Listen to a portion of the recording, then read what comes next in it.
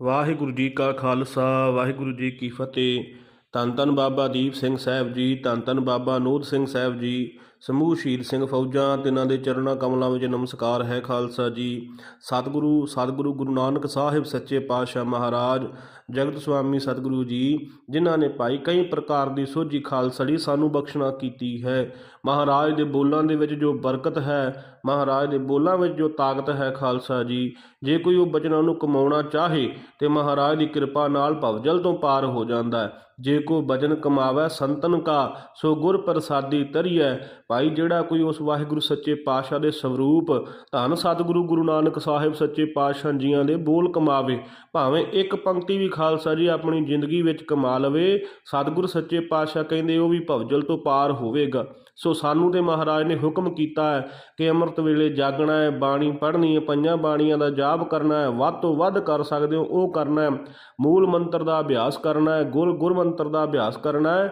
ਭਾਈ ਜਿਹੜਾ ਸ਼ਾਮ ਨੂੰ 2 ਬਾਣੀਆਂ ਇੰਨੀ ਅਭਿਆਸ ਕਰਦਾ ਹੈ, ਸਾਰੇ ਦਿਨ ਵਿੱਚ ਕੰਮ ਕਾਜ ਕਰਕੇ ਜੇ ਇੰਨਾ ਪਾਠ ਵੀ ਕੋਈ ਕਰਦਾ ਹੈ, ਕਲਗੀਧਰ ਸਵਾਮੀ ਸੱਚੇ ਪਾਤਸ਼ਾਹ ਜੀਆਂ ਨੇ ਭਾਈ ਦਇਆ ਸਿੰਘ ਸਾਹਿਬ ਨੂੰ ਕਹਿਣਾ ਕੀਤਾ ਸੀ ਵੀ ਭਾਈ ਜੇ ਕੋਈ 7 ਬਾਣੀਆਂ ਦਾ ਅਭਿਆਸੀ ਵੀ ਹੋਵੇਗਾ, ਰਹਿਤੀ ਬਹਿਤੀ ਸਿੱਖ ਹੋਵੇਗਾ, ਪ੍ਰੇਮੀ, ਮਹਾਰਾਜ ਕਹਿੰਦੇ ਉਹਨੂੰ ਵੀ ਪਾਰ ਕਰ ਦਿਆਂਗੇ, ਉਹਨੂੰ ਵੀ ਭਵਜਲ ਤੋਂ ਪਾਰ ਕਰ ਦਿਆਂਗੇ। ਦਸਵੰਧ ਕੱਢਣ ਵਾਲਾ ਹੋਵੇ, ਰਹਿਤ ਰੱਖਣ ਵਾਲਾ ਹੋਵੇ, ਮਿੱਠਾ ਬੋਲਣ ਵਾਲਾ ਹੋਵੇ। ਸੋ ਸਤਿਗੁਰ ਸੱਚੇ ਪਾਤਸ਼ਾਹ ਮਹਾਰਾਜ ਉਹਨਾਂ ਤੇ ਬੇਅੰਤ ਖੁਸ਼ੀ ਕਰਦੇ ਖਾਲਸਾ ਜੀ। ਅੱਜ ਸਾਡੇ ਘਰਾਂ ਵਿੱਚ ਦੁੱਖ ਹੀ ਤਾਂ ਨੇ ਕਿਉਂਕਿ ਅਸੀਂ ਮਹਾਰਾਜ ਦੀ ਬਾਣੀ ਨੂੰ ਭੁੱਲ ਚੁੱਕੇ ਹਾਂ।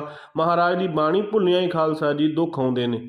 ਜਿਸ ਤਨ ਬਾਣੀ ਵਿਸਰ ਜਾਏ ਜਿਉ ਪੱਕਾ ਰੋਗੀ ਵਿਲ ਲਾਏ। ਮਹਾਰਾਜ ਕਹਿੰਦੇ ਜਿਨ੍ਹਾਂ ਤਨਾਂ ਨੂੰ, ਜਿਹੜੇ ਸਰੀਰਾਂ ਨੂੰ ਮਹਾਰਾਜ ਦੀ ਬਾਣੀ ਵਿਸਰ ਗਈ ਹੈ, ਬਾਣੀ ਭੁੱਲ ਗਈ ਹੈ, ਜਪਣਾ ਭੁੱਲ ਗਿਆ ਹੈ, ਮਹਾਰਾਜ ਕਹਿੰਦੇ ਉਹ ਪੱਕਾ ਰੋਗੀ ਖਾਲਸਾ ਜੀ ਕੋਹੜੀ ਨੂੰ ਕਿਹਾ ਜਾਂਦਾ ਹੈ। ਜਿੱਦਾਂ ਕੋਹੜੀ ਹਾਏ ਹਾਏ ਕਰਦਾ ਰਹਿੰਦਾ ਨਾ ਜਦੋਂ ਟਾਸਾਂ ਪੈਂਦੀਆਂ ਸਰੀਰ ਦੇ ਵਿੱਚ, ਇਦਾਂ ਦੀ ਹਾਲ ਸਾਡੀ ਹੈ। ਬੇਸ਼ੱਕ ਸਾਨੂੰ ਕੋਹੜ ਤਾਂ ਨਹੀਂ ਸਰੀਰ ਦੇ ਉੱਤੇ, ਪਰ ਹਾਏ ਹਾਏ ਅਸੀਂ ਕੋਹੜੀ ਤੋਂ ਵੀ ਜ਼ਿਆਦਾ ਕਰਦੇ ਹਾਂ ਕਿਉਂਕਿ ਦੁੱਖ ਹੀ ਇੰਨਾ ਸਰੀਰ ਨੂੰ ਲੱਗਾ ਹੋਇਆ। ਮਾਨਸਿਕਤਾ ਦੀ ਇਹੋ ਜਿਹੀ ਥੱਲੇ ਡਿੱਗੀ ਹੋਈ ਹੈ, ਇਹੋ ਜਿਹਾ ਭਰੋਸਾ ਵੀ ਨਹੀਂ ਕਦੇ ਗੁਰੂ ਸਾਹਿਬ ਤੇ ਬਣਦਾ ਕਿ ਜਿਹਦੇ ਨਾਲ ਦੁੱਖ ਕੱਟੇ ਜਾਣ, ਮਹਾਰਾਜ ਦੀ ਕਿਰਪਾ ਸਦਕਾ ਸ਼ਾਂਤੀ ਘਰ ਵਿੱਚ ਆ ਜਾਵੇ। ਭਰੋਸਾ ਨਹੀਂ ਬਣਦਾ, ਖੇਡ ਹੀ ਨਹੀਂ ਬਣਦੀ ਕਿਉਂਕਿ ਅਸੀਂ ਭੁੱਲ ਚੁੱਕੇ ਹਾਂ ਮਹਾਰਾਜ ਦੀ ਪਾਵਨ ਪਵਿੱਤਰ ਬਾਣੀ ਨੂੰ। ਇਹਨਾਂ ਬਾਣੀਆਂ ਨੂੰ ਜਪ ਜਪ ਕੇ ਖਾਲਸਾ ਜੀ ਸ਼ਹੀਦਾਂ ਸਿੰਘਾਂ ਨੇ ਖੋਪਰ ਲੋਹਾਏ ਨੇ। ਸੋ ਖਾਲਸਾ ਜੀ ਮਹਾਰਾਜ ਸਾਨੂੰ ਕਈ ਪ੍ਰਕਾਰ ਸਮਝਾਉਂਦੇ ਨੇ, ਕਈ ਹਦਾਇਤਾਂ ਦਿੰਦੇ ਨੇ ਕਿ ਆਹ ਨਹੀਂ ਕਰਨਾ, ਆਹ ਕਰਕੇ ਵੇਖੋ ਚੜ੍ਹਦੀ ਕਲਾ ਹੋਵੇਗੀ, ਆਹ ਕੰਮ ਤੋਂ ਤੁਸੀਂ ਪਰੇ ਹੋ ਜਾਣਾ। ਜਿੱਦਾਂ ਮਹਾਰਾਜ ਕਹਿੰਦੇ ਸਾਖਤ ਦਾ ਕਦੇ ਸੰਗ ਨਹੀਂ ਕਰਨਾ, ਜਿਹੜਾ ਗੁਰੂ ਸਾਹਿਬ ਦਾ ਨਿੰਦਕ ਹੋਵੇ ਉਹਦਾ ਕਦੇ ਸੰਗ ਨਹੀਂ ਕਰਨਾ। ਜਿਹੜਾ ਨਾਸਤਕ ਹੋਵੇ, ਜਿਹੜਾ ਰੱਬ ਨਾਲੋਂ ਤੋੜੇ, ਜਿਹੜਾ ਕਵੇ ਕਿ ਰੱਬ ਤਾਂ ਹੈਗਾ ਹੀ ਨਹੀਂ, ਲੋਕਾਂ ਨੇ ਪਖੰਡ ਬਣਾਇਆ, ਲੋਕਾਂ ਨੇ ਐਵੇਂ ਬਣਾਇਆ ਧਰਮ, ਉਹ ਬੰਦੇ ਤੋਂ ਪਰੇ ਹੋ ਜੋ। ਨਾਸਤਕ ਹੈ ਤੁਹਾਨੂੰ ਵੀ ਲੱਛਣ ਲਾਵੇਗਾ। ਸੋ ਇਸੇ ਪ੍ਰਕਾਰ ਮਹਾਰਾਜ ਸੱਚੇ ਪਾਤਸ਼ਾਹ ਨੇ ਹੋਰ ਦੱਸਣਾ ਕੀਤਾ ਕਿ ਜਿਹੜੀ ਬੰਦਾ ਕੋਈ ਉਸਤਤ ਕਿਸੇ ਦੀ ਕਰਦਾ, ਨਿੰਦਿਆ ਕਰਦਾ, ਮਹਾਰਾਜ ਕਹਿੰਦੇ ਇਹ ਵੀ ਮਾੜੀ ਹੈ। ਪਰ ਅਸੀਂ ਕੀ ਚਾਹੁੰਦੇ ਹਾਂ? ਅਸੀਂ ਚਾਹੁੰਦੇ ਹਾਂ ਵੀ ਅਸੀਂ ਬੇਸ਼ੱਕ ਨੰਗ ਹੋ ਜਾਈਏ ਘਰ ਵਿੱਚ, ਪਰ ਫਿਰ ਵੀ ਵੱਡੀ ਗੱਡੀ ਲੈ ਕੇ ਆਉਣੀ ਆ ਕਿ ਆਸੇ ਪਾਸੇ ਦੇ ਲੋਕ ਸਾਡੀ ਉਸਤਤੀ ਕਰਨ, ਸਾਡੀ ਵਾਹ ਵਾਹ ਕਰਨ।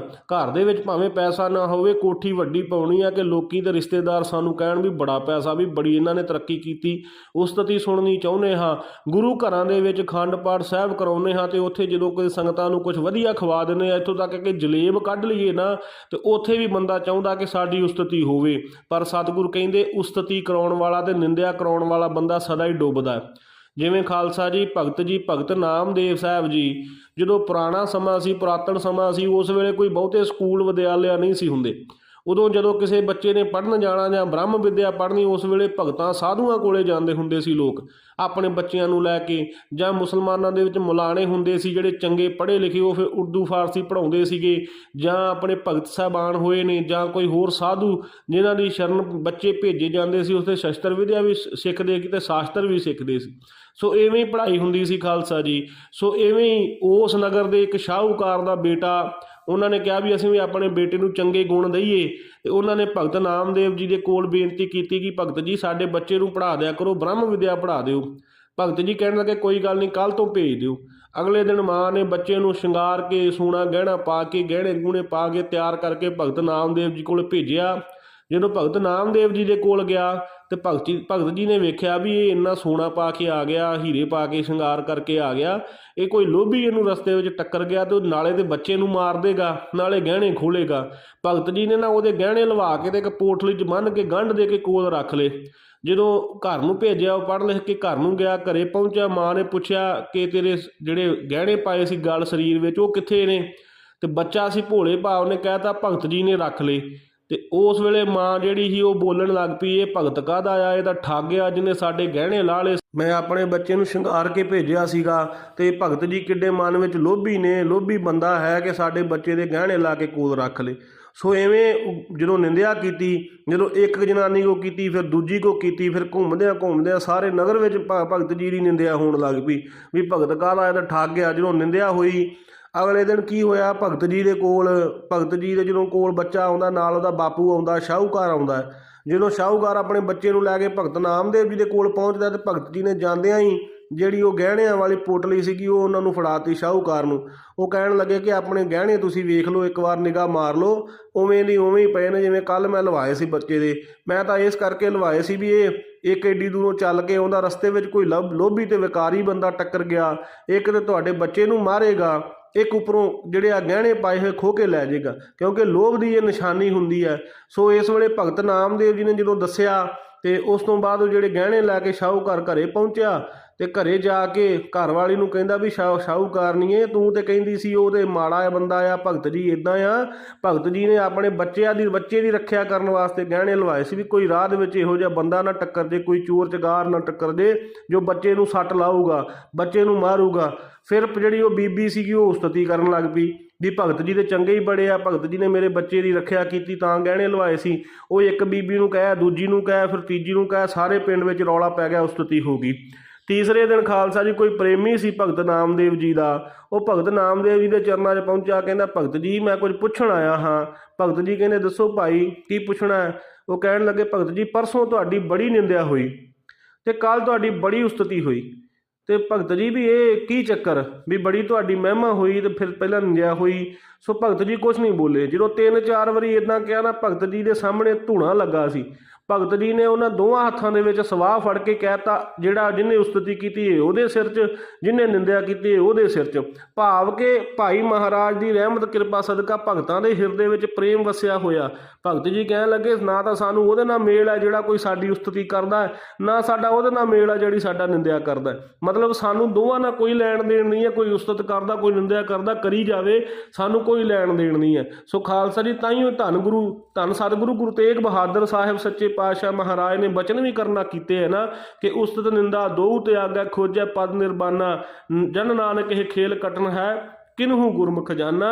ਸੋ ਇਹ ਮਹਾਰਾਜ ਜੀ ਨੇ ਦੱਸਣਾ ਕੀਤਾ ਕਿ ਇਹ ਜਿਹੜਾ ਕੋਈ ਉਸਤਤੀ ਤੇ ਆਪਣੀ ਨਿੰਦਿਆ ਇਹ ਤੋਂ ਪਰੇ ਹੋ ਜਾਵੇ, ਖੇਲ ਬੜਾ ਕਠਿਨ ਹੈ, ਇੱਥੋਂ ਤੱਕ ਪਹੁੰਚਿਆ ਨਹੀਂ ਜਾ ਸਕਦਾ। ਇਹ ਖੋਜੇ ਪਦ ਨਿਰਬਾਨਾ ਕੋਈ ਵਿਰਲਾ ਹੀ ਖੋਜਦਾ ਹੈ, ਇਸ ਨੂੰ ਕੋਈ ਵਿਰਲਾ ਮਹਾਂਪੁਰਸ਼ ਬਣਦਾ, ਕੋਈ ਵਿਰਲਾ ਸਾਧੂ ਬਣਦਾ, ਨਹੀਂ ਤਾਂ ਸੰਸਾਰ ਦੇ ਵਿੱਚ ਸਾਰੇ ਖਾਲੀ ਭਾਂਡੇ ਇੱਦਾਂ ਹੀ ਤੁਰੇ ਫਿਰਦੇ ਨੇ ਤੇ ਖੜਕਦੇ ਫਿਰਦੇ ਨੇ। ਸੋ ਖਾਲਸਾ ਜੀ ਇਹ ਜਿਹੜਾ ਬੰਦਾ ਆਪਣੀ ਉਸਤਤੀ ਵੀ ਨਹੀਂ ਕਰਾਉਂਦਾ ਤੇ ਆਪਣੀ ਨਿੰਦਿਆ ਸੁਣਨ ਵੀ ਨਹੀਂ ਜਾਂਦਾ, ਉਹ ਬੰਦਾ ਅਸਲ ਦੇ ਵਿੱਚ ਮਹਾਰਾਜ ਦੀ ਅਸਲੀ ਖੁਸ਼ੀ ਪ੍ਰਾਪਤ ਕਰਦਾ ਹੈ। ਪਰ ਸਾਡੇ ਵਿੱਚ ਕੀ ਹੈ, ਸਾਡੀ ਕੋਈ ਉਸਤਤੀ ਕਰੇ ਤਾਂ ਅਸੀਂ ਦੋਹਰੀ ਵਾਰ ਉਹਨੂੰ ਪੁੱਛਦੇ ਕੀ ਕਿਹਾ, ਫਿਰ ਬੋਲੀ ਤੁਸੀਂ ਮੈਨੂੰ ਕੀ ਕਿਹਾ, ਇੱਕ ਵਾਰੀ ਫਿਰ ਬੋਲੀ, ਫਲਾਣੇ ਨੂੰ ਵੀ ਦੱਸਦੀ, ਉਹਨੂੰ ਵੀ ਦੱਸਦੀ।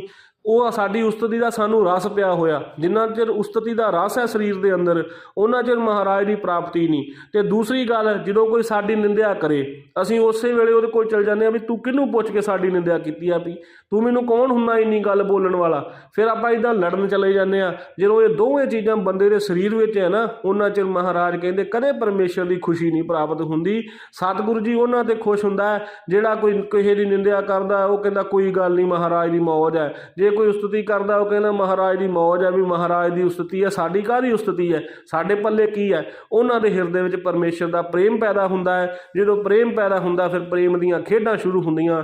ਫਿਰ ਨਿਰੰਕਾਰ ਜੀ ਉਹਨੂੰ ਆਪਣੇ ਵੱਲ ਨੂੰ ਖਿੱਚਦੇ ਨੇ, ਆਪਣੇ ਹਿਰਦੇ ਵੱਲ ਨੂੰ ਖਿੱਚਦੇ ਨੇ, ਉਹਦੇ ਹਿਰਦੇ ਵਿੱਚ ਪ੍ਰੇਮ ਲਾਉਂਦੇ ਨੇ, ਬਾਣੀ ਦਾ ਪਿਆਰ ਲਾਉਂਦੇ ਨੇ, ਉਹਨੂੰ ਸੁੱਖ ਦਿੰਦੇ ਨੇ। ਸੋ ਖਾਲਸਾ ਜੀ ਇਹੋ ਜਿਹੀ ਬਿਰਤੀ ਸੰਸਾਰ ਵਿੱਚ ਹੈ ਨਹੀਂ। ਮਹਾਰਾਜ ਕਹਿੰਦੇ ਸਾਧੋ ਮਨ ਕਾ ਮਾਨ ਤਿਆਗੋ, ਕਾਮ ਕ੍ਰੋਧ ਸੰਗਤ ਦੁਰਜਨ ਕੀ ਤਾਤੇ ਅਹਨਸ ਭਾਗੋ। ਮਹਾਰਾਜ ਕਹਿੰਦੇ ਭਾਈ ਆਪਣੇ ਮਨ ਦਾ ਜਿਹੜਾ ਮਾਨ ਹੈ, ਹੰਕਾਰ ਹੈ, ਇਹਨੂੰ ਤਿਆਗ ਦਿਓ, ਛੱਡ ਦਿਓ, ਕੋਈ ਫਾਇਦਾ ਨਹੀਂ। ਜੋ ਕਰਨ ਵਾਲਾ ਪਰਮੇਸ਼ਰ ਹੈ, ਕਰਾਉਣ ਵਾਲਾ ਵਾਹਿਗੁਰੂ ਹੈ। ਤੇਰੇ ਹਿਰਦੇ ਦੇ ਵਿੱਚੋਂ ਜੇ ਕੋਈ ਇੱਕ ਅੱਖਰ ਮੂੰਹ ਨਾਲ ਹੀ ਬਾਹਰ ਆ ਰਿਹਾ, ਉਹ ਵੀ ਵਾਹਿਗੁਰੂ ਕਢਵਾਉਣ ਵਾਲਾ। ਤੇਰੇ ਪੱਲੇ ਆਪਣੀ ਕੋਈ ਤਾਕਤ ਨਹੀਂ, ਕੋਈ ਸਤਿਆ ਨਹੀਂ। ਮਹਾਰਾਜ ਕਹਿੰਦੇ ਜਿਹੜਾ ਕਾਮੀ ਹੈ ਤੇ ਕ੍ਰੋਧੀ ਹੈ ਤੇ ਭੈੜੇ ਮਨੁੱਖਾਂ ਦੀ ਜਿਹੜੀ ਸੰਗਤ ਹੈ ਉਹ ਤੋਂ ਭਾਈ ਦੂਰ ਹੋ ਜਾਓ, ਦਿਨ ਰਾਤ ਭੱਜਣਾ ਸ਼ੁਰੂ ਕਰ ਦਿਓ ਇਹੋ ਜਿਹੇ ਬੰਦਿਆਂ ਤੋਂ। ਪਰ ਅਸੀਂ ਕੀ ਕਰਦੇ ਹਾਂ, ਸੰਸਾਰ ਵਿੱਚ ਸਾਡੇ ਯਾਰ ਮਿੱਤਰ ਹੀ ਉਹ ਨੇ ਜਿਨ੍ਹਾਂ ਦੀ ਸੰਗਤ ਮਾੜੀ ਹੈ, ਜਿਨ੍ਹਾਂ ਦੇ ਹਿਰਦੇ ਵਿੱਚ ਕ੍ਰੋਧ ਹੈ, ਕਾਮ ਹੈ, ਲੋਭ ਹੈ, ਸਭ ਕੁਝ ਉਹਨਾਂ ਦੇ ਹਿਰਦੇ ਵਿੱਚ ਹੈ, ਆਪਣੀ ਹੈਂਕੜ ਹੈ, ਉਹਨਾਂ ਨਾਲ ਸਾਡੀ ਮਿੱਤਰਤਾ ਹੀ ਹੈ। ਜਿਹੜਾ ਕੋਈ ਗਰੀਬ ਵਿਚਾਰਾ ਬੈਠਾ ਰੱਬ ਰੱਬ ਕਰਦਾ ਉਹਦੇ ਵੱਲ ਅਸੀਂ ਮੁੱਖ ਵੀ ਨਹੀਂ ਕਰਦੇ ਵੀ ਇਹਦੇ ਕੋਲ ਕੀ ਲੈਣਾ, ਇਹ ਤਾਂ ਗਰੀਬੜਾ ਆ। ਸੋ ਇਵੇਂ ਨਹੀਂ, ਮਹਾਰਾਜ ਸੱਚੇ ਪਾਤਸ਼ਾਹ ਦੇ ਘਰ ਭਾਈ ਉਹਨਾਂ ਦਾ ਜਿਹੜਾ ਮਾਣ ਹੁੰਦਾ ਜਿਹੜੇ ਬਾਣੀ ਪੜ੍ਹਦੇ ਨੇ ਉਹਨਾਂ ਨੂੰ। ਫਿਰ ਦਰਗਾਹ ਵਿੱਚ ਮਹਾਰਾਜ ਕਹਿੰਦੇ ਰੇ ਰੇ ਦਰਗਾਹ ਕਹੇ ਨਾ ਕੋ ਆਓ ਬੈਠ ਆਦਰ ਸਭ ਦੇਊ। ਉਹਨਾਂ ਨੂੰ ਕੋਈ ਵੀ ਨਹੀਂ ਕਹਿੰਦਾ ਓਏ ਓਏ, ਕੋਈ ਨਹੀਂ ਕਹਿੰਦਾ। ਦਰਗਾਹ ਗਿਆ ਨੂੰ ਉਹਨਾਂ ਨੂੰ ਸਾਰੇ ਆਦਰ ਦਿੰਦੇ ਨੇ, ਪ੍ਰੇਮ ਦਿੰਦੇ ਨੇ ਤੇ ਆਪਣੇ ਨਾਲ ਬਿਠਾਉਂਦੇ ਨੇ। ਇਹ ਦਰਗਾਹ ਦਾ ਵਰਤਾਰਾ ਹੈ ਖਾਲਸਾ ਜੀ। ਪਰ ਜੇ ਅਸੀਂ ਇੱਥੇ ਇਦਾਂ ਦਾ ਵਰਤਾਰਾ ਕਰਾਂਗੇ ਫਿਰ ਹੀ ਉੱਥੇ ਹੋਵੇਗਾ, ਜੇ ਇੱਥੇ ਮਾੜੀ ਕਰਾਂਗੇ ਤਾਂ ਉੱਥੇ ਵੀ ਮਾੜੀ ਸਾਡੇ ਨਾਲ ਹੋਣੀ ਹੈ। ਸੋ ਮਹਾਰਾਜ ਸੱਚੇ ਪਾਤਸ਼ਾਹ ਕਿਰਪਾ ਕਰਨ, ਸਾਨੂੰ ਮੱਤ ਬਖਸ਼ਣ। ਸੋ ਖਾਲਸਾ ਜੀ, ਧੰਨ ਬਾਬਾ ਦੀਪ ਸਿੰਘ ਸਾਹਿਬ ਜੀ ਅਸਥਾਨ ਤੇ ਜਿਨ੍ਹਾਂ ਦੇ ਨਾਲ ਖੇਡਾਂ ਹੁੰਦੀਆਂ, ਜਿਨ੍ਹਾਂ ਦੇ ਨਾਲ ਕਈ ਪ੍ਰਕਾਰ ਦੀਆਂ ਬਾਬਾ ਦੀਪ ਸਿੰਘ ਸਾਹਿਬ ਦੀਆਂ ਵੱਡੀਆਂ ਰੋਚਕ ਜਿਹੜੀਆਂ ਖੇਡਾਂ ਹੁੰਦੀਆਂ ਉਹ ਆਪ ਜੀ ਨੂੰ ਸਰਵਣ ਕਰਵਾਉਂਦੇ ਹਾਂ, ਕਿਵੇਂ ਬਾਬਾ ਦੀਪ ਸਿੰਘ ਸਾਹਿਬ ਦੀ ਮਿਹਰ ਵਰਤਦੀ ਹੈ।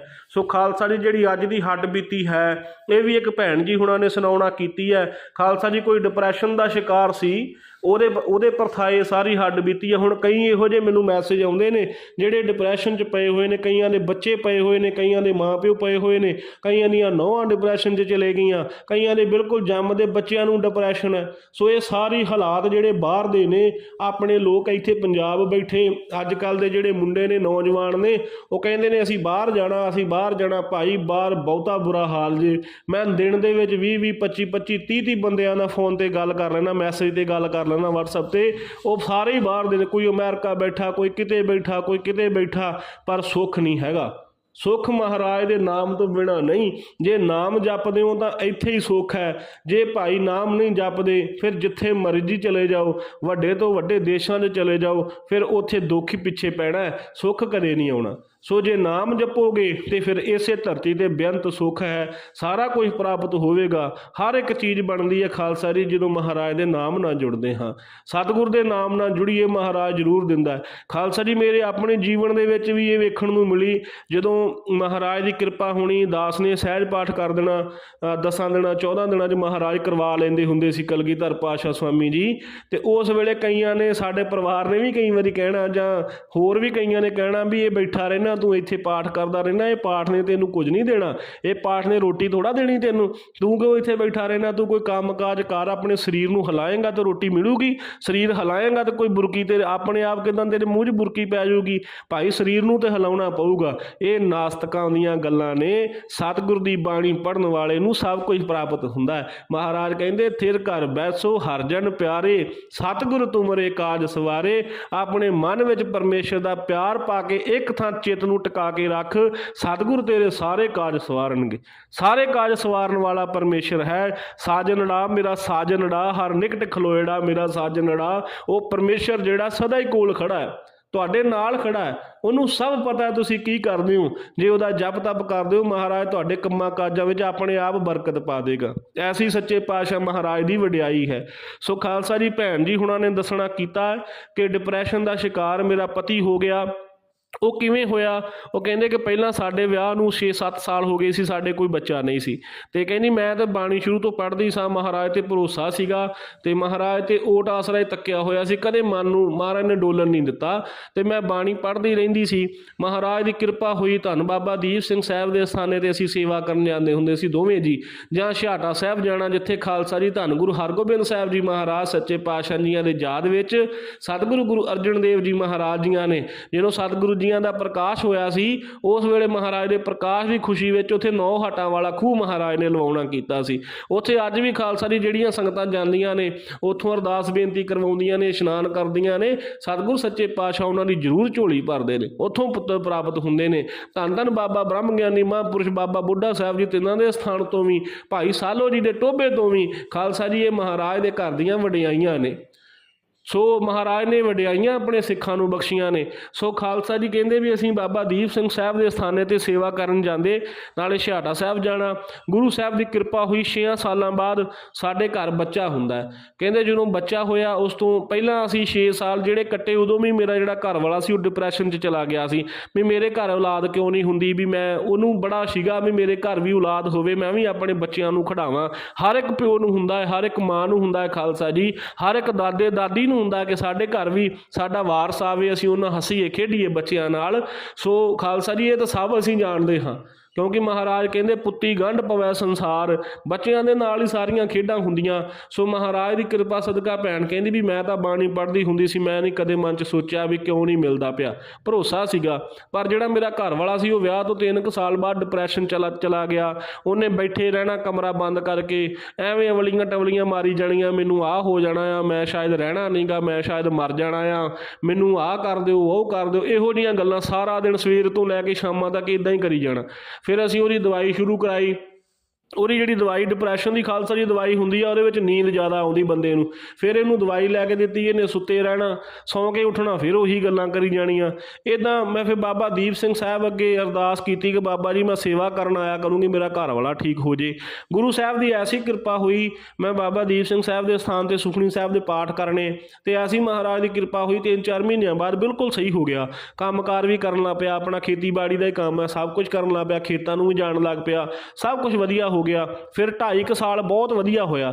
ਉਸ ਤੋਂ ਬਾਅਦ ਗੁਰੂ ਸਾਹਿਬ ਦੀ ਕਿਰਪਾ ਨਾਲ ਸਾਡੇ ਘਰੇ ਬੱਚਾ ਹੁੰਦਾ ਆ, ਅਤੇ ਬੱਚਾ ਹੋਣ ਤੋਂ 3 ਮਹੀਨੇ ਬਾਅਦ ਉਹ ਪੂਰਾ ਹੋ ਜਾਂਦਾ ਬੱਚਾ। ਜਦੋਂ ਉਹ ਪੂਰਾ ਹੁੰਦਾ ਉਦੋਂ ਤਾਂ ਬਿਲਕੁਲ ਹੀ ਇਹ ਡੈੱਡ ਹੋ ਜਾਂਦਾ, ਇੱਦਾਂ ਹੁੰਦਾ ਵੀ ਜਿੱਦਾਂ ਹੈਗਾ ਹੀ ਨਹੀਂ। ਇਹਨੇ ਇੱਕ ਜੇ ਨੁਕਰੇ ਲੱਗਾ ਬੈਠੇ ਰਹਿਣਾ। ਰਾਤ ਨੂੰ ਕਹਿੰਦੇ ਕਈ ਵਾਰੀ ਮੈਂ ਤਾਂ ਪਾਠ ਕਰਕੇ ਸੌਣਾ, ਮੈਂ ਕਦੇ ਚਿੱਤ ਨਹੀਂ ਡੁਲਾਇਆ। ਮੈਂ ਤਾਂ ਇਹ ਸੋਚਦੀ ਸੀਗੀ ਕਿ ਗੁਰੂ ਸਾਹਿਬ ਨੇ ਦਿੱਤਾ, ਗੁਰੂ ਸਾਹਿਬ ਲੈ ਕੇ ਮਹਾਰਾਜ ਦੀ ਮੌਜ ਹੋਊਗੀ, ਹੋਰ ਦੇਣਗੇ ਤਾਂ ਦੇ ਦੇਣਗੇ, ਕੋਈ ਗੱਲ ਨਹੀਂ। ਮੈਂ ਮਨ ਨਹੀਂ ਸੀ ਡੁਲਾਇਆ, ਬਾਣੀ ਵਿੱਚ ਰਚੀ ਹੋਈ ਸਾਂ। ਸੋ ਕਹਿੰਦੀ ਕਈ ਵਾਰੀ ਰਾਤ ਨੂੰ ਮੈਂ ਵੇਖਣਾ ਅਤੇ ਇਹਨੇ ਬੈੱਡ 'ਤੇ ਹੋਣਾ ਨਾ, ਕਹਿੰਦੇ ਮੈਂ ਬੂਹਾ ਖੋਲ੍ਹ ਕੇ ਵੇਖਣਾ, ਕਦੀ ਇਹਨੇ ਪੌੜੀਆਂ ਨਾਲ ਸਿਰ ਲਾ ਕੇ ਬੈਠੇ ਹੋਣਾ, ਕਦੀ ਕੋਠੇ 'ਤੇ ਬੈਠੇ ਹੋਣਾ, ਕਦੀ ਕਿਤੇ, ਕਦੀ ਬਾਥਰੂਮ 'ਚ ਬੈਠੇ ਹੋਣਾ, ਕਦੀ ਘਰ ਦੇ ਗੇਟ ਅੱਗੇ ਬਾਹਰ ਰਾਤ ਨੂੰ ਬੂਹਾ ਖੋਲ੍ਹ ਕੇ ਉੱਥੇ ਬੈਠੇ ਹੋਣਾ। ਕਹਿੰਦੀ ਮੇਰਾ ਮਨ ਡਰਨ ਲੱਗ ਪਿਆ ਵੀ ਕਿਤੇ ਉਹ ਨਾ ਹੋਵੇ ਮੈਂ ਸੁੱਤੀ ਹੋਵਾਂ, ਇਹ ਰਾਤ ਨੂੰ ਕੁਛ ਕਰ ਲਵੇ, ਜਾਂ ਕੋਠੇ ਚੜ੍ਹ ਕੇ ਛਾਲ ਮਾਰ ਦੇਵੇ, ਜਾਂ ਕਿਤੇ ਚਲਾ ਜਾਵੇ, ਫਿਰ ਕੀ ਕਰਾਂਗੇ।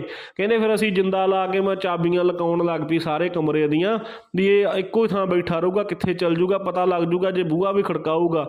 ਇੱਦਾਂ ਦੀ ਕਹਿੰਦੀ ਉਹਦੀ ਹਾਲਾਤ ਹੋ ਗਈ ਵੀ ਵੇਖਿਆ ਨਹੀਂ ਸੀ ਜਾਂਦਾ। ਕਹਿੰਦੀ ਉਸ ਤੋਂ ਬਾਅਦ ਫਿਰ ਬਾਬਾ ਦੀਪ ਸਿੰਘ ਸਾਹਿਬ ਅੱਗੇ ਫਿਰ ਮੈਂ ਗਈ, ਬਾਬਾ ਜੀ ਵੀ ਅੱਗੇ ਵੀ ਤੁਸੀਂ ਇਹਨੂੰ ਠੀਕ ਕੀਤਾ, ਕਿਰਪਾ ਕਰੋ। ਕਹਿੰਦੇ ਉਸ ਤੋਂ ਬਾਅਦ ਫਿਰ ਮੈਂ ਕੀ ਕੀਤਾ, ਬਾਬਾ ਦੀਪ ਸਿੰਘ ਸਾਹਿਬ ਜੀ ਦੀ ਜੋਤ ਘਰੇ ਲਾਉਣੀ ਸ਼ੁਰੂ ਕੀਤੀ, ਸੁੱਚਮਤਾਈ ਨਾਲ ਲਾਉਂਦੀ। ਸਵੇਰੇ ਕੇਸੀ ਇਸ਼ਨਾਨ ਕਰਦੀ ਸਾਂ, ਫਿਰ ਬਾਣੀ ਪੜ੍ਹਨੀ, ਜੋਤ ਲਾਉਣੀ, ਇੱਕ ਵੱਖਰਾ ਕਮਰਾ ਤਿਆਰ ਕਰ ਲਿਆ, ਉੱਥੇ ਕੋਈ ਨਹੀਂ ਸੀ ਜਾਂਦਾ ਮੇਰੇ ਤੋਂ ਬਿਨਾਂ। ਅਤੇ ਮੈਂ ਕੱਪੜੇ ਸ਼ਵਾਸ ਸੋਹਣੇ ਸਾਫ਼ ਕੱਪੜੇ ਪਾ ਕੇ ਹੀ ਉੱਥੇ ਜਾਣਾ। ਜੇ ਮੈਂ ਦੁਪਹਿਰ ਵੇਲੇ ਉੱਥੇ ਅੰਦਰ ਗੇੜਾ ਮਾਰਨਾ, ਮੈਂ ਜਾਂਦੀ ਨਹੀਂ ਸੀ ਹੁੰਦੀ ਹੋਰ ਕੱਪੜਾ ਪਾ ਕੇ, ਇਸ਼ਨਾਨ ਕਰਕੇ ਹੀ ਜਾਣਾ। ਕਹਿੰਦੀ ਫਿਰ ਮੈਂ 5 ਬਾਣੀਆਂ ਦਾ ਪਾਠ, ਸੁਖਮਨੀ ਸਾਹਿਬ ਦਾ ਪਾਠ, ਅਕਾਲ ਉਸਤਤ ਦੀ ਬਾਣੀ, ਖਾਲਸਾ ਜੀ ਦਸਮ ਦੀ ਬਾਣੀ ਹੈ, ਬਹੁਤਿਆਂ ਨੂੰ ਤਾਂ ਪਤਾ ਹੀ ਨਹੀਂ ਇਹ ਸੁਖਮਨੀ ਸਾਹਿਬ ਜਿੱਡੀ ਬਾਣੀ ਹੈ। ਘੰਟਾ 1.5 ਘੰਟਾ ਲੱਗਦਾ, ਜੇ ਪਹਿਲੀ ਵਾਰੀ ਕੋਈ ਕਰੇ ਤਾਂ ਭਾਵੇਂ 2 ਘੰਟੇ ਉਹਨੂੰ ਲੱਗ ਜਾਵੇ, ਮਹਿੰਗੀ ਹੈ ਥੋੜ੍ਹੀ ਬਾਣੀ, ਪਰ ਉਹ ਭੈਣ ਦੀ ਸੰਥਿਆ ਹੋਈ ਕਰਕੇ ਉਹ ਕਰ ਲੈਂਦੀ ਸੀ। ਕਹਿੰਦੀ ਮੈਂ ਇੱਦਾਂ ਪਾਠ ਕਰਦੀ ਹੁੰਦੀ ਸਾਂ। ਅਤੇ ਉਸ ਤੋਂ ਬਾਅਦ ਮਹਾਰਾਜ ਦੀ ਕਿਰਪਾ ਸਦਕਾ ਵੀ 6 ਮਹੀਨੇ ਲੰਘ ਗਏ, ਕੋਈ ਫਰਕ ਨਹੀਂ ਸੀ ਪਿਆ, ਪਰ ਫਿਰ ਵੀ ਮੈਨੂੰ ਮਹਾਰਾਜ ਦੇ ਭਰੋਸਾ ਸੀ, ਮਹਾਰਾਜ ਕਰਮਾਂ ਅਨੁਸਾਰ ਹੀ ਸਾਨੂੰ ਖੇਡ ਹੈ, ਕੋਈ ਗੱਲ ਨਹੀਂ।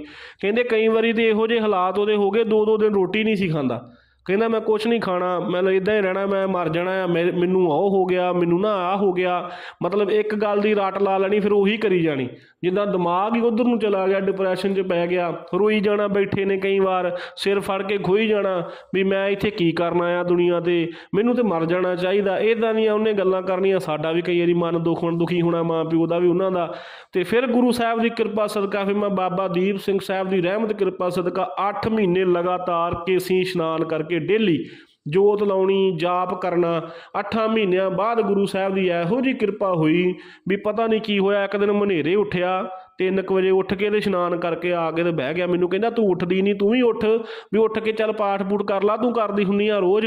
ਕਹਿੰਦੀ ਮੈਂ ਹੈਰਾਨ ਹੋਈ ਵੀ ਇਹਨੇ ਇੰਨੀ ਗੱਲ ਮੈਨੂੰ ਕਿਉਂ ਕਿੱਦਾਂ ਕਹੀ ਹੈ ਨਾ। ਫਿਰ ਮੈਂ ਕਹਿੰਦੀ ਇਸ਼ਨਾਨ ਪਾਣ ਕਰਕੇ ਆਈ, ਆ ਕੇ ਮੈਂ ਜੋਤ ਜਗਾਈ ਕੇਸੀ ਇਸ਼ਨਾਨ ਕਰਕੇ। ਅਤੇ ਇਹ ਵੀ ਮੈਂ ਜਦੋਂ ਕਮਰੇ 'ਚ ਵੜੀਏ ਪਾਠ ਕਰਦਾ ਸੀ ਪੋਥੀ ਲੈ ਕੇ। ਕਹਿੰਦੀ ਫਿਰ ਮੈਂ ਇਹਨੂੰ ਕਿਹਾ ਵੀ ਤੂੰ ਪਾਠ ਕਰਨਾ, ਅਤੇ ਮੈਂ ਉੱਥੇ ਕਮਰੇ 'ਚ ਬਿਆ ਕਰੋ ਜਿੱਧਰ ਮੈਂ ਵੱਖਰਾ ਬਣਾਇਆ ਬਾਬਾ ਜੀ ਦਾ। ਅਤੇ ਕਹਿੰਦੇ ਅਗਲੇ ਦਿਨ ਕਹਿੰਦਾ ਮੈਂ ਕੱਲ੍ਹ ਨੂੰ ਬੈਠੂੰਗਾ। ਇੱਦਾਂ ਗੁਰੂ ਸਾਹਿਬ ਦੀ ਕਿਰਪਾ ਹੋਈ, ਪਤਾ ਨਹੀਂ ਬਾਬਾ ਦੀਪ ਸਿੰਘ ਸਾਹਿਬ ਜੀ ਨੇ ਕਿਹੜੀ ਖੇਡ ਵਰਤਾਈ, ਕੀ ਹੋਇਆ ਕੀ ਬਣਿਆ, ਆਪਣੇ ਆਪ ਹੀ ਠੀਕ ਹੋ ਗਿਆ। ਜਦੋਂ ਠੀਕ ਹੋਇਆ ਫਿਰ ਇਹ ਕਹਿਣ ਲੱਗ ਪਿਆ ਕੋਈ ਗੱਲ ਨਹੀਂ, ਤੈਨੂੰ ਵੀ ਦੁੱਖ ਹੋਇਆ ਹੋਣਾ ਜੇ ਤੇਰਾ ਬੱਚਾ ਇਦਾਂ ਹੋਇਆ, ਮੈਂ ਜ਼ਿਆਦਾ ਕਰ ਗਿਆ ਸੀ, ਤੈਨੂੰ ਵੀ ਹੋਇਆ ਹੋਣਾ, ਤੂੰ ਤਾਂ ਮਾਂ ਆ। ਕਹਿੰਦੀ ਮੇਰੇ ਨਾਲ ਇਦਾਂ ਗੱਲਾਂ ਕਰਨ ਲੱਗ ਪਿਆ। ਤੇ ਉਸ ਤੋਂ ਬਾਅਦ ਮੈਨੂੰ ਕਹਿੰਦਾ ਆਪਾਂ ਬਾਬਾ ਦੀਪ ਸਿੰਘ ਸਾਹਿਬ ਦੇ ਸਥਾਨੇ ਤੇ ਜਾਇਆ ਕਰੀਏ, ਆਪਾਂ ਛਾਟਾ ਸਾਹਿਬ ਫਿਰ ਜਾਇਆ ਕਰੀਏ, ਆਪਾਂ ਫਿਰ ਮਹਾਰਾਜ ਕੋਲ ਲੈਂਦੇ ਹਾਂ। ਫਿਰ ਐਸੀ ਗੁਰੂ ਸਾਹਿਬ ਦੀ ਕਿਰਪਾ ਹੋਈ, ਇਹਨੇ ਲਗਨ ਲਾ ਕੇ ਉੱਥੇ ਸੇਵਾ ਕੀਤੀ। ਇਹਨੇ ਕਈ ਵਾਰੀ ਮੈਨੂੰ ਕਹਿਣਾ ਤੂੰ ਚੱਲ ਜਾ, ਮੈਂ ਸਵੇਰੇ ਆਊਂਗਾ, ਵੀ ਮੈਂ ਸੇਵਾ ਕਰਨੀ ਹੈ ਇੱਥੇ, ਦਰਬਾਰ ਸਾਹਿਬ ਚਲੇ ਜਾਣਾ। ਇੱਦਾਂ ਮਹਾਰਾਜ ਦੀ ਕਿਰਪਾ ਹੁੰਦੀ ਰਹੀ। ਉਸ ਤੋਂ ਬਾਅਦ ਅਸੀਂ ਨਿਹੰਗਾ ਸਿੰਘਾਂ ਕੋਲੋਂ ਰਗੜਾ ਲਵਾਇਆ।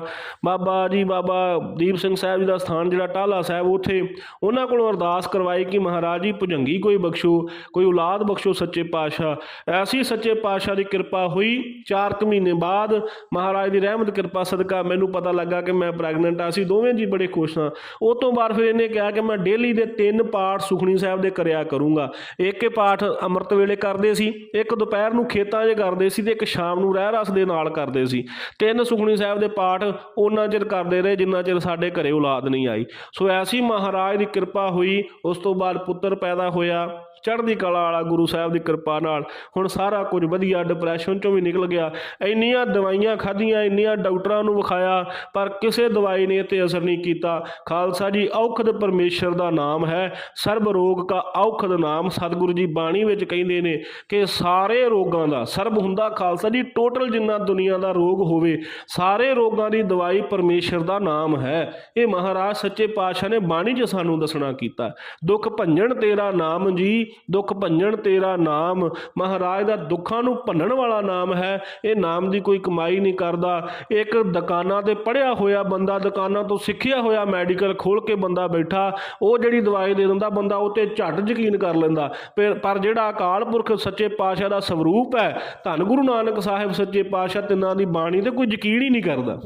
ਮਹਾਰਾਜ ਸੱਚੇ ਪਾਤਸ਼ਾਹ ਕਹਿੰਦੇ ਨਾਮ ਜਪੋ ਦੁੱਖ ਰੋਗ ਸੰਤਾਪ ਉਤਰੇ, ਸੁਣੀ ਸੱਚੀ ਬਾਣੀ। ਪਰਮੇਸ਼ਰ ਦੀ ਬਾਣੀ ਨੂੰ ਸੁਣੋ, ਤੁਹਾਡੇ ਦੁੱਖ ਦਲਿੱਦਰ ਸਭ ਕੁਝ ਉਤਰ ਜਾਵੇਗਾ। ਰਾਮਦਾਸ ਸਰੋਵਰ ਨਾਤੇ ਸਭ ਉਤਰੇ ਪਾਪ ਕਮਾਤੇ। ਮਹਾਰਾਜ ਕਹਿੰਦੇ ਸਾਰੇ ਪਾਪ ਉਤਰ ਜਾਂਦੇ ਨੇ ਗੁਰੂ ਰਾਮਦਾਸ ਮਹਾਰਾਜ ਜੀਆਂ ਦੇ ਚਰਨਾਂ ਵਿੱਚ ਜਾ ਕੇ, ਉੱਥੇ ਇਸ਼ਨਾਨ ਪਾਨ ਕਰਕੇ। ਸੋ ਖਾਲਸਾ ਜੀ, ਮਹਾਰਾਜ ਤੇ ਕੋਈ ਯਕੀਨ ਨਹੀਂ ਕਰਦਾ। ਪਰ ਉਹ ਭੈਣ ਕਹਿੰਦੀ ਵੀ ਅਸੀਂ ਦਵਾਈਆਂ ਖਾ ਖਾ ਅੱਕ ਗਏ ਸੀਗੇ। ਇਹਨੂੰ ਕਈ ਜਗ੍ਹਾ ਤੇ ਲੈ ਕੇ ਗਈ, ਇੱਥੋਂ ਤੱਕ ਕਿ ਮੇਰਾ ਸਹੁਰਾ ਇੱਕ ਕੋਈ ਇਹੋ ਜਿਹਾ ਸਿਆਣਾ ਸੀਗਾ, ਉਹਦੇ ਕੋਲ ਝਾੜੂ ਜੇ ਨਵੇਂ ਕਰਾਉਂਦੇ ਹੁੰਦੇ, ਝਾੜ ਛਾਪ ਜਿਹਾ, ਉਹ ਵੀ ਕਰਾ ਕੇ ਵੇਖਿਆ, ਇਹਨੂੰ ਕੋਈ ਫਰਕ ਨਹੀਂ ਪਿਆ। ਪਰ ਐਸੀ ਗੁਰੂ ਸਾਹਿਬ ਦੀ ਕਿਰਪਾ ਹੋਈ। 8-9 ਮਹੀਨੇ ਲਗਾਤਾਰ ਫਿਰ ਮੈਂ ਕੇਸੀ ਇਸ਼ਨਾਨ ਕਰਕੇ ਕਰਦੀ ਰਹੀ, ਫਿਰ ਜਾ ਕੇ ਠੀਕ ਹੋਇਆ। ਤੇ ਪਰ ਖਾਲਸਾ ਜੀ, ਸਾਡੇ ਵਿੱਚ ਐਡਾ ਹੈ ਹੀ ਨਹੀਂ, ਸਾਡੇ 'ਚ ਇੰਨੀ ਹਿੰਮਤ ਹੀ ਹੈ ਨਹੀਂ। ਇੱਥੇ ਕਈ ਮੈਨੂੰ ਵੀਰ ਭੈਣ ਇਹੋ ਜਿਹੇ ਮੈਸੇਜ ਕਰਦੇ ਨੇ, ਜਪਜੀ ਸਾਹਿਬ ਦਾ 1 ਪਾਠ ਕਰਦੇ ਨੇ ਮਹੀਨੇ 'ਚ। ਕਈ ਤਾਂ ਇਹੋ ਜਿਹੇ ਨੇ ਜਿਹੜੇ ਕਹਿੰਦੇ ਨੇ ਕਿ ਅਸੀਂ 2-4 ਦਿਨ ਕਰਦੇ ਹਾਂ, ਫਿਰ ਨਹੀਂ ਕਰਦੇ। ਤੇ ਖੁਸ਼ੀ ਕਿਹੜੀ ਚਾਹੀਦੀ ਆ? ਸਾਡੇ ਘਰੇ ਔਲਾਦ ਹੈ ਨਹੀਂ, ਸਾਡਾ ਵੀਜ਼ਾ ਬਾਹਰ ਦਾ ਲੱਗ ਜੇ, ਮਹਾਰਾਜ ਸਾਨੂੰ ਵੱਡੀ ਕਮਾਈ ਦੇ ਦੇਵੇ, ਮਹਾਰਾਜ ਸਾਡਾ ਕਰਜ਼ਾ ਲੱਥ ਜੇ, ਮਹਾਰਾਜ ਸੱਚੇ ਪਾਤਸ਼ਾਹ ਸਾਡੇ ਬੱਚੇ ਪੜ੍ਹ ਜਾਣ। ਭਾਈ ਤੁਹਾਡੇ ਇੱਕ ਜਪਜੀ ਸਾਹਿਬ ਨਾਲ, ਉਹ ਵੀ ਤੁਸੀਂ ਕਿਸੇ ਦਿਨ ਪੜ੍ਹਿਆ ਹੋਵੇ ਤਾਂ ਸਾਰਾ ਕੁਝ ਮਹਾਰਾਜ ਤੁਹਾਨੂੰ ਦੇ ਦੇਣ। ਇੱਦਾਂ ਨਹੀਂ ਹੁੰਦਾ। ਮਹਾਰਾਜ ਵਾਸਤੇ ਜੇ ਮਹਾਰਾਜ ਕੋਲੋਂ ਕੁਛ ਲੈਣਾ ਹੈ, ਭਾਈ ਅੰਮ੍ਰਿਤ ਵੇਲੇ ਉੱਠੋ, ਕੇਸੀ ਇਸ਼ਨਾਨ ਕਰੋ, ਜੋਤ ਲਾਓ ਘਰ ਦੇ ਵਿੱਚ ਸੁਚਮਤਾਈ ਹੈ, ਤੇ ਬਾਣੀ ਪੜ੍ਹੋ, 5 ਬਾਣੀਆਂ ਦਾ ਪੱਕਾ ਨੇਮ ਕਰੋ। ਵਾਹਿਗੁਰੂ ਮੰਤਰ ਦੀਆਂ 10, 15, 20, 50 ਮਾਲਾ ਫੇਰੋ। ਗੁਰ ਮੰਤਰ ਦੀਆਂ ਭਾਈ ਮਾਲਾ ਫੇਰੋ, ਫਿਰ ਸੱਚੇ ਪਾਤਸ਼ਾਹ ਦੀ ਖੁਸ਼ੀ ਪ੍ਰਾਪਤ ਹੁੰਦੀ ਹੈ।